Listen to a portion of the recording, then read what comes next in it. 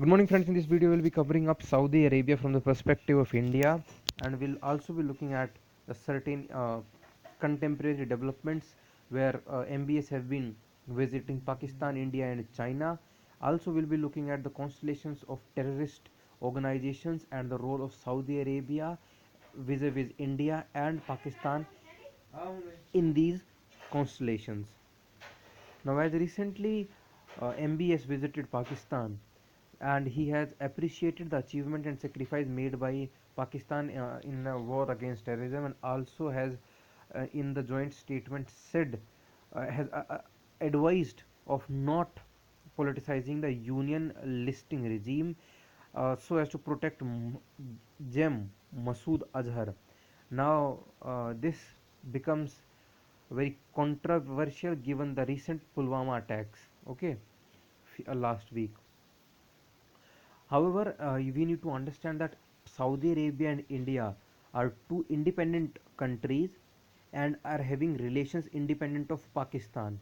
Okay, so it is very wisely written here that, however, no wise country plays zero sum game in foreign policy. So, foreign policy is never about zero sum game where one's benefit means the uh, losing or lost to the others. Okay, India has kept relationships with Saudi Arabia separate from that Pakistan's influence, and we have our independent policies, and which is much larger than individual terrorist attacks.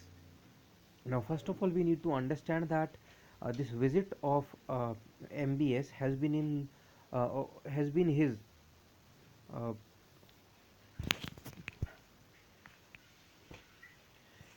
attempt to improve his own image as well as Saudi image, even which was seriously dented due to gruesome killing of Jamal Khashoggi, and in which he was himself was accused of being a part of. Okay. Secondly, apart from this, this visit is also to project his vision of Vision 2030, where he includes to form a strategic partnership council of Saudi Arabia as well as eight other countries in which India is also a partner. Now we look at the India Saudi relationship from the various issues.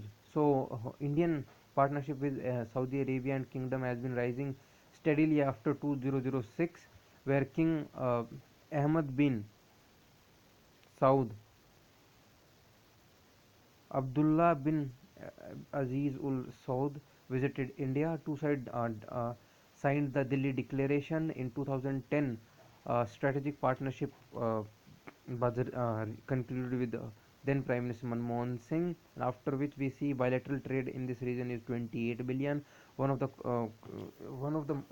its crude oil export to India.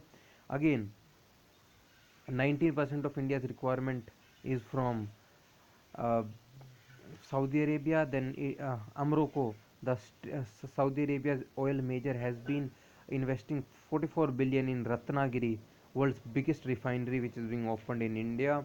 Then we have relations with India is the third largest Muslim population after Indonesia and Pakistan, and we are having 2.7 million people working in the kingdom. Then 2016 saw the turning point that took strategic engagement upward. Saudi Arabia honored Prime Minister Modi with their highest civilian honor, the King Abdul Shah, during MBS visit over. During the present visit, MBS and India have signed up the MOUs which worth more than 100 billion. Five times MBS has signed with Pakistan. So we are having very independent relations with Saudi Arabia, and India in past have continuously kept Saudi Arabia has balanced the key players in Middle East, where Saudi Arabia, Iran, and other players have been considered. Now there is another angle to India's relations with Saudi Arabia, which says that the origination of these all the terrorist groups, whether it is LET, Lashkar-e-Toiba, whether it is Jaish-e-Mohammed, are all these terrorist groups have originated from the organizations like Al Qaeda and Taliban, which were funded by Pakistan, and Pakistan in for that was funded by Saudi Arabia. Now these terrorist groups have been originated to fight the first Soviet war, first Afghan war, and later on these fundings of Al Qaeda and Lashkar-e-Toiba were utilized by uh, small actors like Mazhur, Masood as Azhar to fund his Jaish-e-Mohammed, and Hafiz Sayyid for Lashkar-e-Toiba. Okay. Now again there is a smaller contradiction here. Despite Saudi Arabia having relations with Al Qaeda and other terror group, its relation with US have remained very solid. And Shia dominated Iran sees US, Saudi and Israel alliance as an existential threat. Now we take the this understanding further in the contemporary context where this MBS visit has come. Now we need to understand that this visit of MBS has come in the background of three major incidents taking place in this current week. The first of being the Middle East conference being held in Warsaw under the leadership of US. So first was US led Middle East conference. Second has been a recent attack in Iran on Iran